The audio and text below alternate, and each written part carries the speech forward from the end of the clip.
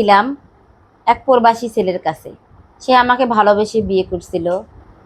আমি প্রবাসী ছিলাম এক প্রবাসী ছেলের সাথে। সে আমাকে ভালোবেসে বিয়ে করছিল, আমিও তাকে বিয়ে করছিলাম। সে প্রবাসী গিয়ে দেখলাম ছেলেটার মন মানসিকতা অনেক জঘন্যতম, অনেক খারাপ, ভালো লোক না। ঠিক আছে, প্রবাসী লোক সত্য কথা বলে সব সময়, কিন্তু তাদের ব্যবহার খুব খারাপ। তখন আমি সে প্রবাস থেকে চলে আসলাম বাবার বাড়িতে।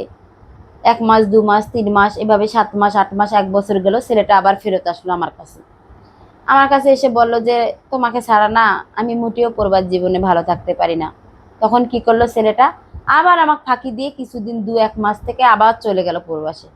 তাই আমি একটা ডিসিশন নিছি। এখন আমি ডিসিশন নিছি যে ওরা আমি ডিভোর্স দেবো। এক সময় আমি ডিভোর্সও দিয়ে দিলাম। ডিভোর্স দিয়ে দিয়ে আমি এখন একা আছি। এখন আমি নতুন জীবন সঙ্গী বিয়ে করে ওরে আমি দেখাবো, দেখ আমি পারছি কি না পারছি।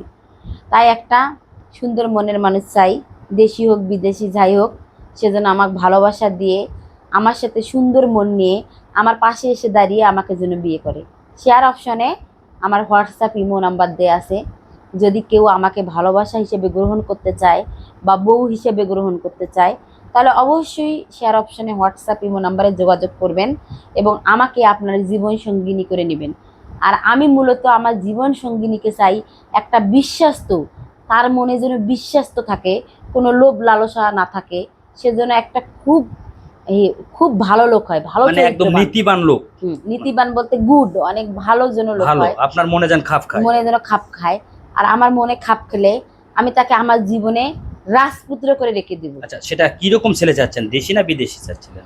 আমি চাচ্ছি দেশি বিদেশি যে ছেলে হোক, সে যেন আমার কাছে এসে থাকে। সে যদি বলে আমি তোমাকে নিয়ে আমার বাড়িতে যাব, সেটাও হবে। সে যদি বলে আমি যেখানে থাকবো সেখানেই তোমাকে রাখবো, যদি গাছতলায় থাকি গাছতলায় রাখবো, আমি সেখানে থাকতে ইচ্ছুক। কারণ সে যেন ভালো চরিত্রবান মনের মানুষ হয়। আচ্ছা আচ্ছা। তো এখন মানে আপনি যেভাবে চাচ্ছেন সেটাই হবে, কিন্তু আপনার ফ্যামিলিতে কে কে আছে বললেন? আমার ফ্যামিলিতে কেউ নেই, আমার বাবা মা বেঁচে নেই, আমি একাই আছি। আমার বাবা আমার অর্থ সম্পদ জমা জমি যেগুলো আছে সব আমার নামে দিয়ে গেছে, এগুলো আমি ভোগ করে খেতেছি।